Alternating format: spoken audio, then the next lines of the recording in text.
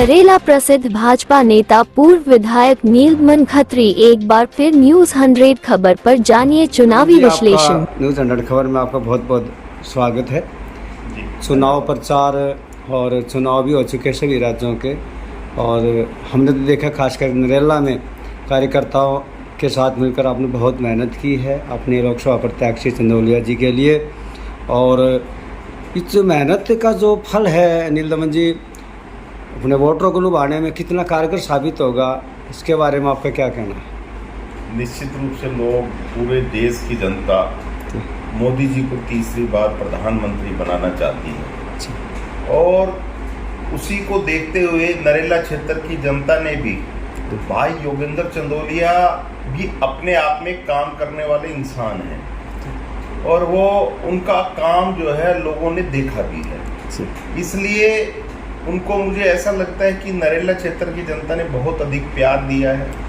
सबसे बड़ा कारण तो आदरणीय मोदी जी को प्रधानमंत्री बनाने का रहा है कि अगर लोकसभा सीट हम यहाँ से देंगे तो निश्चित रूप से मोदी जी प्रधानमंत्री बनेंगे और इस क्षेत्र का विकास हो सकेगा।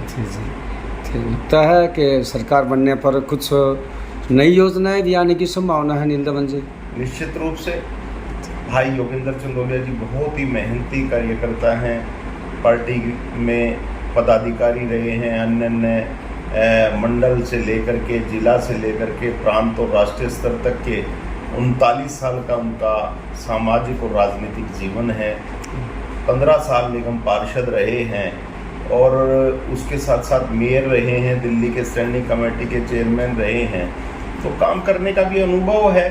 नरेला में बहुत सारी नई योजना आ रही है, इनके बारे में भाई योगेंद्र चंदौलिया जी ने जगह जगह जाकर के अपनी बात भी उन्होंने रखी है जी। नरेला के अंदर जल्दी ही मेट्रो से जो जोड़ने का काम होगा, चाहे दिल्ली सरकार अपने हिस्से का पैसा दे या ना दे, लेकिन पहले 100 दिन में मेट्रो सैंक्शन हो जाएगी, ये योगेंद्र जी ने कहा है जी। और मुझे विश्वास है कि वो होगा। इसके साथ साथ UER-2 का जो काम बाकी है उसको पूरा करके जल्दी ही वो धरातल पर आएगा, उसका उद्घाटन होगा।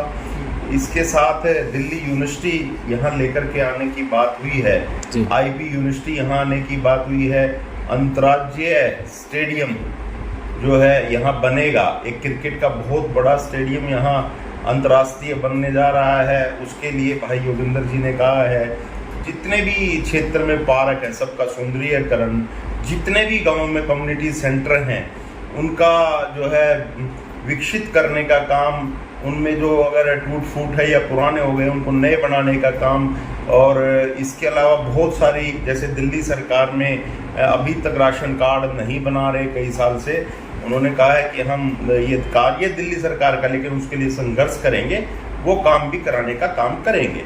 इसके साथ जो बुजुर्गों की पेंशन दिल्ली सरकार ने रोक रखी है वो दिल्ली सरकार का, लेकिन उसके लिए भी संघर्ष करके और उसको भी चालू करवाने का काम करेंगे। सीधा कहते हैं वो निगम पार्षद का भी काम करेंगे, वो MLA का भी काम करेंगे और सांसद का भी काम करेंगे। तो निश्चित रूप से हमारे क्षेत्र में जो बाईपास बनना, नरेला बाईपास, उस पर भी काम होगा। अन्य बहुत सारी योजनाएं हैं जिन पर काम होगा। अब मुझे ऐसा लगता है कि पीछे जितने काम नहीं हो पाए, ब्याज सहित अगले 5 साल में वो इस क्षेत्र के विकास के लिए जरूर होंगे, ऐसा मुझे पूरा विश्वास है। इन जो कुछ जनता में आवाज़ रही चुनाव के दौरान के हंसराज हंसी जी को भी बाहर से ला करके हमारे पर MP बैठा दिए, और ऐसे कहीं ऐसा ना कि करोल बाग बहुत दूर है और चंदौलिया जी हो सकता है कि करोल बाग ही रहें और नरेला का ध्यान ना दे, इस पर क्या? ऐसा नहीं है, वो करोल बाग के हो सकते हैं। उससे पहले तो वो राजस्थान के, उनके दादाजी आए थे यहाँ, उनके पिताजी यहाँ आए, 3 बार काउंसलर करोल बाग से बने, वो दिल्ली के कार्यकर्ता हैं। और जब दिल्ली का कार्यकर्ता दिल्ली के अंदर, जिसने 39 साल की अपनी राजनीतिक जीवन की पारी खेली हो, उसके लिए एक एक गांव, योगेंद्र चंदौलिया जी महापौर थे, स्टैंडिंग कमेटी के चेयरमैन थे, तो एक एक गांव जाकर के आज भी आप देख सकते हो उनके पत्थर लगे मिलेंगे आपको। वो एक एक गांव को जानते हैं, हर समस्या का समाधान करना जानते हैं।